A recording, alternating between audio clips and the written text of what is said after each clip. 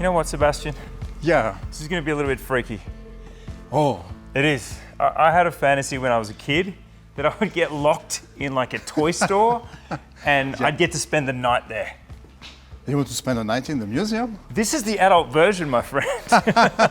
We are in the Audemars Piguet museum. Yes. And there's no one here. Is there? Just you and me? The spirit of the people. I know, it's a little bit, They're look at all the here. family tree. No, I'm here because I want to ask you a question. Yes.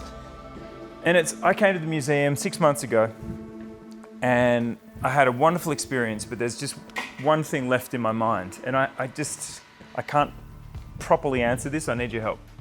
Sure. How is it that through the carnage of the 70s, when what the watchmaking industry called the quartz crisis, Yes. because it was for the And industry. that was the worst crisis ever in the Swiss watchmaking industry history. Why is it that AP was one of only a handful of brands to not only survive that, but grow? What happened? Can you help me? Then I give you the recipe for the next crisis. Okay, exactly, it is. Now, the thing is, we've got the formula. the idea of Georges Gollet at the time was to believe in the identity, the know-how, to trust the people and to invest in that. And there were kind of three main answers to the crisis. Okay, three things. The first one Yep. is somewhere around here. Yes! The Red Oak.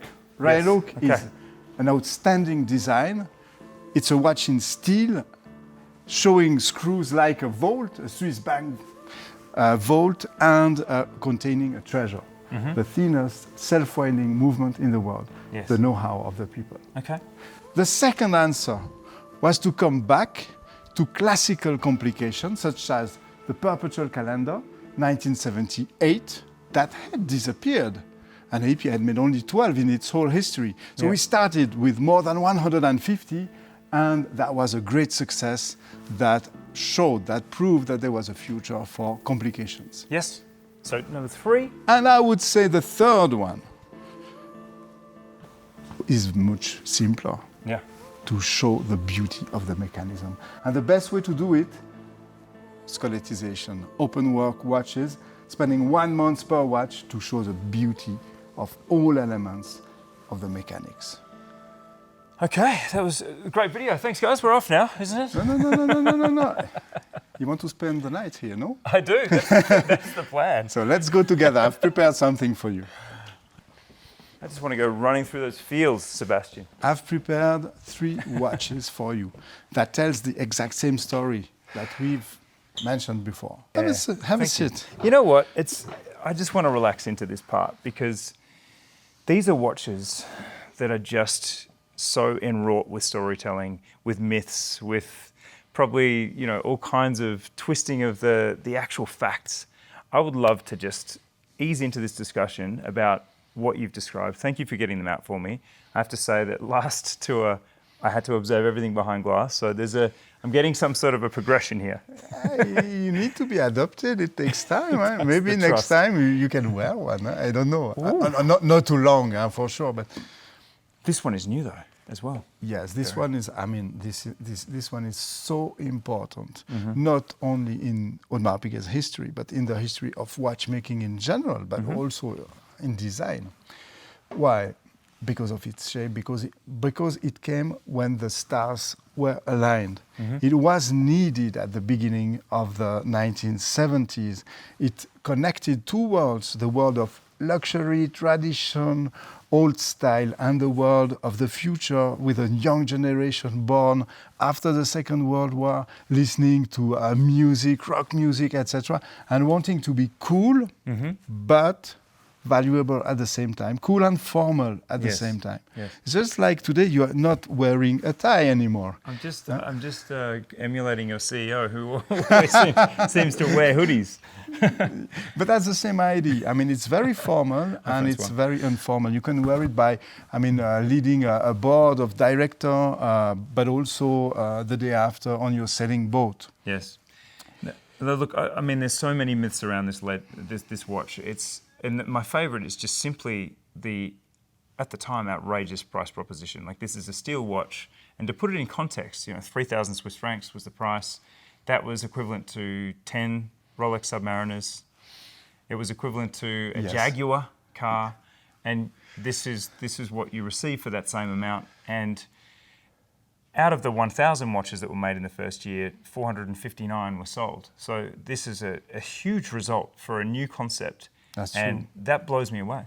That was a commercial success.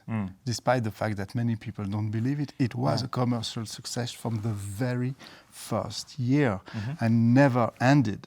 Yeah. Why is it so expensive? That's a good question, and you're putting me on the spot. This is becoming a bit of a game for us.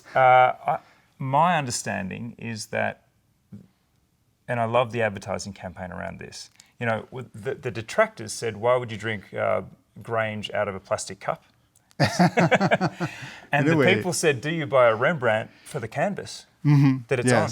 Yeah. I'm on the Rembrandt canvas side because I have invested in a 15500, and the finishing of this watch, at least once a day, I just have a jolt because I cannot believe what your artisans, your amazing watchmakers have done to steel. And that's my understanding, is that the amount of hours. That's exactly that. The work on steel is extremely difficult. It's much more difficult than gold.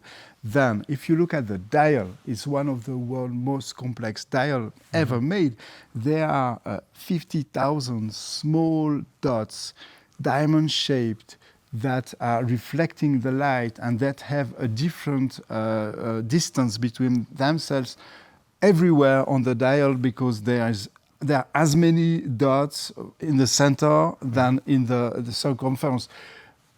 The brass, everything, and the mechanical movement, it's a masterpiece. Yeah. It's a superstar. We have to talk about this. Yes. The 2121 was the thinnest self-winding automatic movement at the time. And, we've just discovered the construction of the case as well. Obviously, the movement, you described it as a treasure before. No one would argue that a movement of that quality, which is finished and has gold elements, is not highly, highly valuable. But tell me a little bit about the construction, because we've got to move on to our second reason why we crushed the quartz crisis, but there's something in this construction that is so special. Yeah, the movement was actually developed in collaboration between Lecoultre and Company, Audemars Piguet, and Vacheron Constantin. Patek Philippe took part at the end. We don't know exactly which part. But there is an article on Epic Chronicles about Which you that. should read, by It's the a very, very interesting story, that the solidarity of the people and the collaboration. All these families, they know each other here. I mean, they used to work together or to dine together. The families would marry together. Definitely. So this they is an made the unusual movement. concept, but it's like we have to share with people. Yes. This seems wild now that you would have three savage competitors. We just described the Holy Trinity. They're the three great watchmaking maisons. They would work together in a way that is sort of unthinkable now. Yes, and what they did is amazing. The movement is one of the, thinnest, the main plate. But the idea, really the challenge was the rotor. Building a large central rotor means you bring a lot of strength on the axis at the center. So if there is a shock, if there's a movement, imagine you push my hand here, and I can't, because it's too far, it's too long, it's too heavy. Yes. What they did, they built a rail, like a railway. A monorail. A monorail with 3 rubies and rolling on this rail. And this idea was to distribute the weight. Yes, to distribute the weight and to make the watch become a kind of, we say a tractor. A tractor, this word? Yeah, it pulls things, yeah. Yes, but in watchmaking world, when watchmakers speak together, when they mention the word tractor for a movement, it means that it is strong, it is good, it is reliable, and it lasts. Yeah. And this one lasted more than 50 years. We see the same basis on the 3 watches that are here. Yeah. The second reason that AP not only survived but thrived in the quartz crisis is the fine people at Audemars Piguet decide to take the most complicated movements out of the pocket watch era and put them on the wrist. And this was the reference 5548 perpetual calendar, and I'm going to hand back to you now because this began a renaissance of complicated watchmaking for the wrist, and I love that. And it's not as well known as this guy, but these two here together in concert in this decade, this critical decade for the future of watches, they were a pretty mean tag team. And the price of the second one is also much higher than the previous because it's much more complex. I need to tell you how expensive this watch was because it beggars belief. There were 150 of these sold in its first year. This watch was 3,000 Swiss francs, and that was an outrage. This one was 15,000 Swiss francs. So if that's one Jaguar, do the maths. 5 cars or a watch you can barely see when you turn it on its side that can tell you the time, the date, the month, the year. Sure, but it's an object of art, of technology, of tradition, of beauty, and the people need time to do it. But genius. Remember that this watch was not developed as a marketing strategy or even a brand strategy. 3 watchmakers, without saying a word to Georges Gollet, said they saw their friends, their relatives in companies that were closing one after the other. And the machines some machines were thrown in the lake. I mean, that was completely mad. That was the end of the world. And How many brands were wiped out? There were, in Swiss watchmaking in 10 years, more than 1,000 companies disappeared.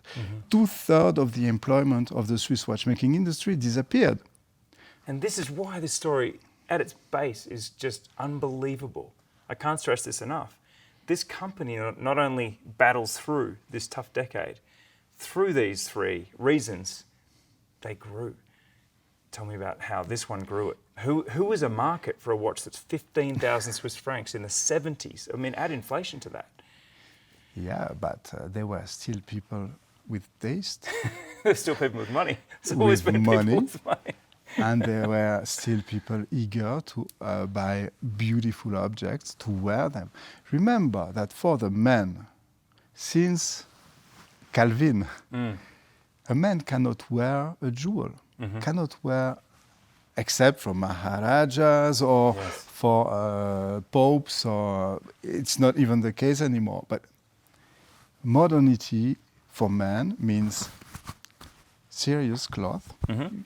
You're getting more and more cool. We are, but still we don't wear gems, etc. The only jewel we can wear is the watch. So if there is no inner value in it, if there is just a quartz movement, where is the value? Here, the value is inside the watch. It's a perpetual calendar, mechanical, ultra thin, thinnest in the world. And you could argue that it started with this watch. And I want to add one little more comment about these two together, because they look like Jekyll and Hyde. Yeah, they look like 2 sides of a very different coin. Sure, and they are only 6 years different. Exactly. And this one was first, believe it or not. Yes. So Georges Gollet, when he started to sense the success of the Royal Oak, thought, this could be... He foresaw a problem that perhaps persists to this day, which is that this model is so popular, it threatens to overwhelm the brand. So he actually, in my research and in your wonderful AP Chronicles, pretty much all of my research, by the way, is your amazing document online, so just read it. There's no secrets here. I've read some extra books, but one of them tells me that this model was limited to less than 10% of total production, even from the beginnings of its outrageous success. And I think if I can be so bold as to join the dots, this one coming and being such a big player in the same decade is no mistake. This was an attempt to balance the potential phenomenon of the Royal Oak. But keep in mind that for example, in 1975, there are more than 300 different models at AP. Yeah. There is one Royal Oak, only one. There are ladies' watches, complicated watches, pocket watches. That's true. This one is super symbolically important because it's a very successful watch, but there were so many others, including open works, etc.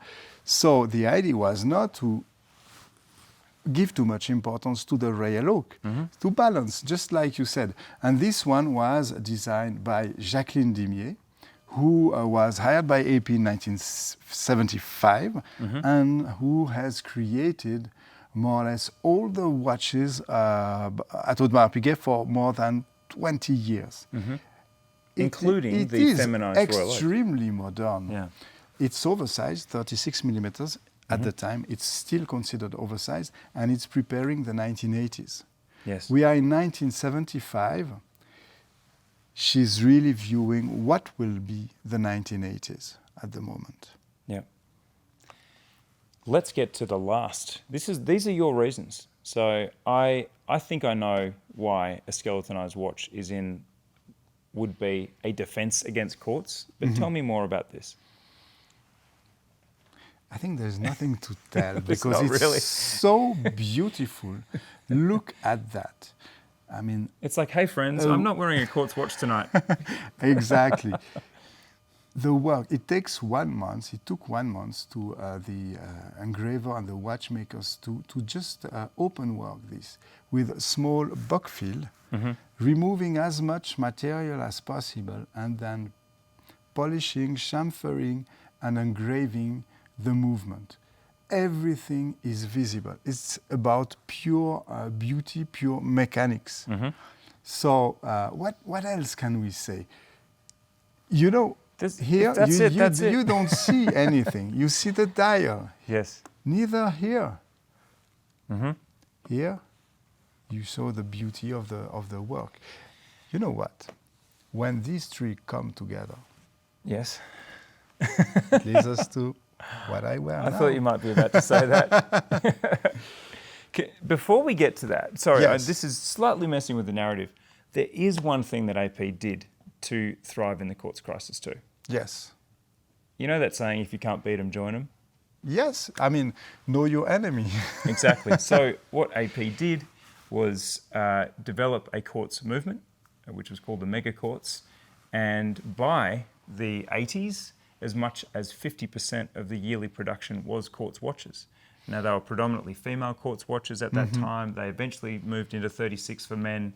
But there actually was a peak period where Yes, 1 in absolutely. 2 watches was a quartz watch. So we need to mention that because That's true, we can't that's be true. too holier than thou about the fact that quartz offered something that to this day, 20 to 30% are still quartz. We will never say that we've never done quartz. No? First, quartz was the future. So in the 1970s, you need to know this new technology. It was very key to explore that. Yeah. So this is the reason why it started in 1974 with this super large, because quartz was enormous in terms of mechanism. Then it went down. I have found in the archives that Jacques-Louis Audemars and Georges Gaulet tried maybe to resist. But the markets were there, the clients were there. And they held out as long as they could. They wanted years and years. The first collection of quartz Royal Oaks was not even named Royal Oak, and the case was rectangular, and it was forbidden to name it Royal Oak because it was the kind of the bad child or Illegitimate child. illegitimate. Then it became successful, but always Audemars Piguet has kept the same level of finishing on the quartz movement, even if it's not shown. It's still finished by hand, chamfered, Côte de Genève, etc. The quality is still there. The handwork is still there, although the motor is different. Tell me how these 3 reasons wrap into this and then go forward from here, because I tell you what, there's a lot of open-worked, perpetual calendar, ultra-thin watches that I can remember in the last 2 years, let alone the last 20. But tell me. Yeah, this is the actually merge of 3 kind of legends or specialties. Open working, complications. Here it's a perpetual calendar and Royal Oak. Yes. And that's just a step into this long history because Audemars Piguet has reintroduced the tourbillon in 1986 on an oval-shaped watch, has reintroduced the minute repeater in 1992 with a jumping hour, reintroduced triple complications 96 and grand complications on wrists in 97. And from then, it has become so complex, so rich, so fruitful, diverse. Diverse. Just for the royal look, we have counted over 550 different models, each of which has been interpreted in many materials with several dials. So there are thousands of models in history. And today, with the Code 1159, open work, tourbillon, we are just writing the future. Indeed. Look, that was such a great conversation. And as we've been sitting here, there is sun shining on these bucolic Swiss fields. I can't tell you how idyllic this is. I'm locked into the museum with an absolute legend, Sebastian Vivas, the Museum and Heritage Director. Thank you for having me. I hope you all have enjoyed this longer conversation. It's not something you rush through. Like we've asked, this is a very meaningful and deep question. How did a brand that is now at the absolute top of its game, how did it get here? How did it more than just sort of stagger through a tough period? And I think we've told that story pretty well. I think you in particular, I've just learned even more today, so I thank you. Thank you. And if you want to spend the night here, we have good chairs. There are nice watches to look. My head on this. The view is extremely beautiful. Marcus, just turn around. Let's just wrap and turn around. Thank you so much.